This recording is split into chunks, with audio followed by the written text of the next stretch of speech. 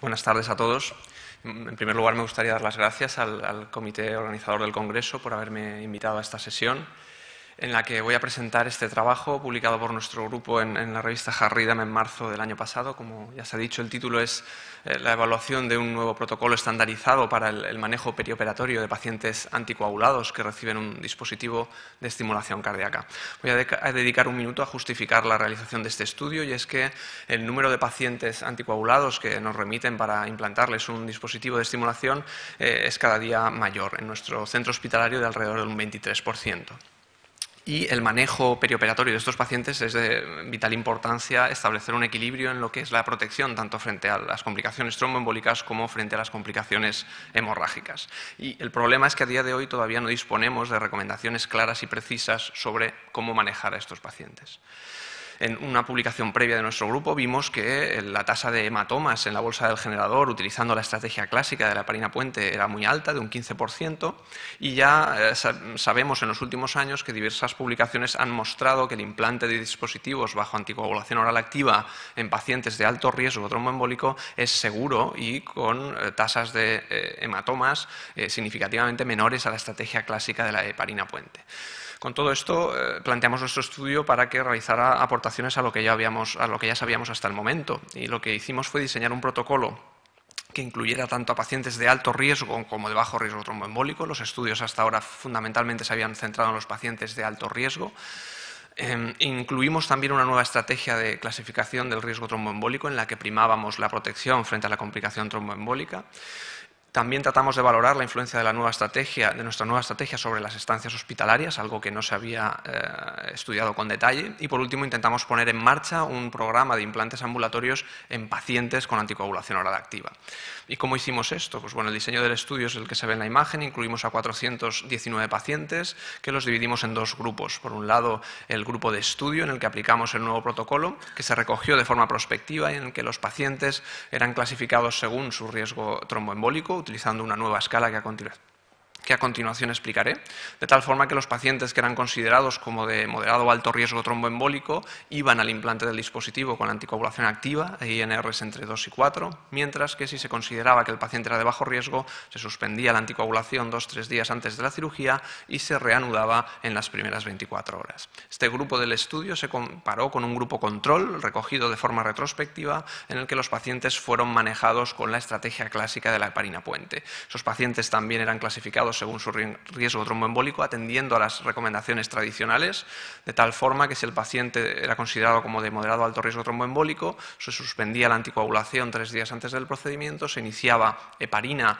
a dosis de 1 miligramo kilo cada 12 horas cuando su INR caía por debajo de 2 y se suspendía esa heparina 12 horas antes del procedimiento. Después del procedimiento se reiniciaba en las primeras 24 horas a la misma dosis. En este grupo control, si el paciente era considerado como bajo riesgo, se suspendía la anticoagulación oral, no se le administraba heparina antes del procedimiento, pero sí en las primeras 24 horas después del procedimiento, pero a una dosis baja, a 1 miligramo kilo cada 24 horas, hasta que se reintroducía la anticoagulación oral.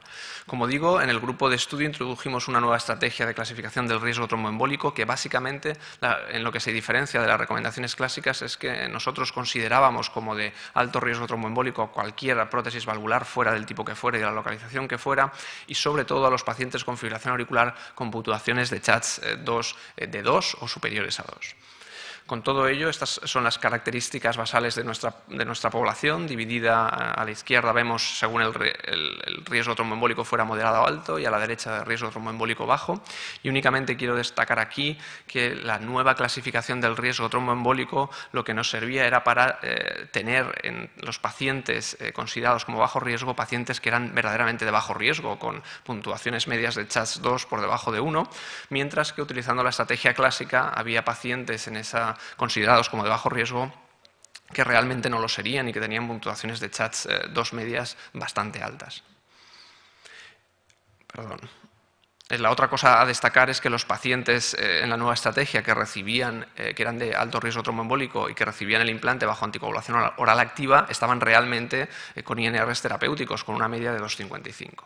Y estos fueron los resultados. La tasa de complicaciones hemorrágicas, los hematomas en la bolsa del generador, fueron significativamente menores con la nueva estrategia, tanto para los pacientes de moderado a alto riesgo tromboembólico como para los pacientes de bajo riesgo tromboembólico. Y también el evento combinado serio adverso fue significativamente inferior con la nueva estrategia. Como complicaciones tuvimos un único evento tromboembólico en un paciente del grupo control asignado al bajo riesgo tromboembólico y como veis este era un paciente que con la nueva estrategia con 92 años e hipertenso pues tendría una puntuación de CHADS de 2 y hubiese sido considerado como de alto riesgo. Otras complicaciones a destacar fundamentalmente un taponamiento pericárdico en un paciente asignado al grupo de estudio con anticoagulación mantenida que se drenó percutáneamente sin mayores complicaciones. En el análisis univariado, los predictores del desarrollo de hematoma en la bolsa del generador fueron la presencia de una prótesis mecánica, insuficiencia cardíaca, la duración prolongada del implante y la utilización de heparina puente. En el análisis multivariado, únicamente la duración del implante por encima de los 85 minutos y la utilización de la estrategia de la heparina puente fueron predictores independientes de la aparición de hematoma en la bolsa del generador. Como digo, los ingresos hospitalarios fue otra de las cosas que intentamos comparar y claramente, como vemos, la estancia hospitalaria media fue significativamente menor tanto para los pacientes de alto riesgo como para los pacientes de bajo riesgo con la nueva estrategia utilizada.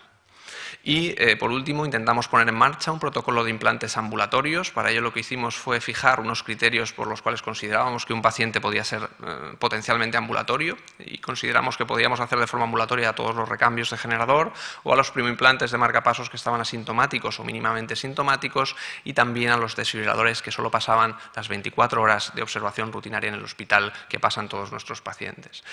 Al mismo tiempo, estos criterios los aplicamos prospectivamente en el grupo de estudio y después los aplicamos retrospectivamente al grupo control para tratar de averiguar cuántos de esos pacientes del grupo control los podríamos haber realizado de forma ambulatoria. De tal manera que con la nueva estrategia obtuvimos 130 pacientes potencialmente ambulatorios, de los cuales finalmente 123 sí que lo fueron.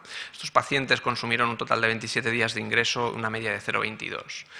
Aplicando esos criterios retrospectivamente al grupo control, encontramos 85 pacientes que podrían haberse realizado de forma ambulatoria, los cuales consumieron 303 días de ingreso hospitalario con una media de 3,56 días. Considerando el sobrecoste de pasar una noche adicional en nuestro centro hospitalario en el año 2009, calculamos que nos habíamos ahorrado por cada paciente que habíamos hecho de forma ambulatoria 850 € y esto multiplicado por todos los pacientes que finalmente fueron ambulatorios a lo largo del estudio, pues obtuvimos un ahorro de más de 100.000 €. Con todo ello, nosotros concluimos en nuestro estudio que el implante de dispositivos de estimulación cardíaca utilizando la nueva estrategia es seguro, que la tasa de complicaciones hemorrágicas fue menor en los pacientes tratados con la nueva estrategia, manteniendo una adecuada protección frente a eventos tromboembólicos, que la nueva estrategia se asoció a una reducción significativa de la estancia hospitalaria y de los costes asociados, finalmente que sería recomendable disponer de guías consensuadas sobre el manejo perioperatorio de la anticoagulación en este contexto. Y simplemente agradecer a todo el grupo de la unidad de arritmias del Hospital La Fe de Valencia su colaboración en este estudio. Eso es todo. Muchas gracias.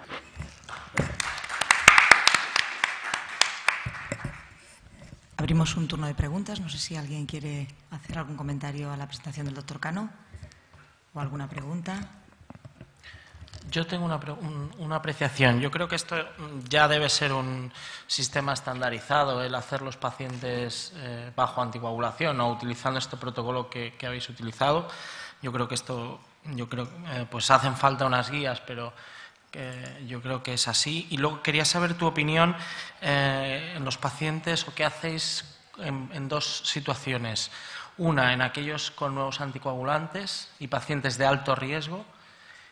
Y dos, aunque esto pues no hay mucho, los pacientes doblemente antiagregados que no puede suspender la antiagregación por stents recubiertos. Bien, bueno, empezando por la segunda parte de la pregunta, los pacientes doblemente antiagregados, quizá aquí no tiene nada que ver el paciente doblemente antiagregado con el anticoagulado, tienen un riesgo de sangrado muy alto y evidentemente si el paciente tiene indicación de estar doblemente antiagregado, hacemos el implante con la doble antiagregación asumiendo un mayor riesgo de sangrado.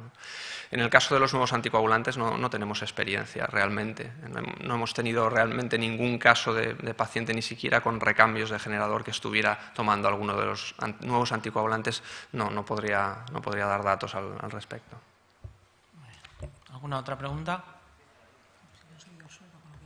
¿Te han subido el sueldo con lo que has ahorrado? No, de momento no.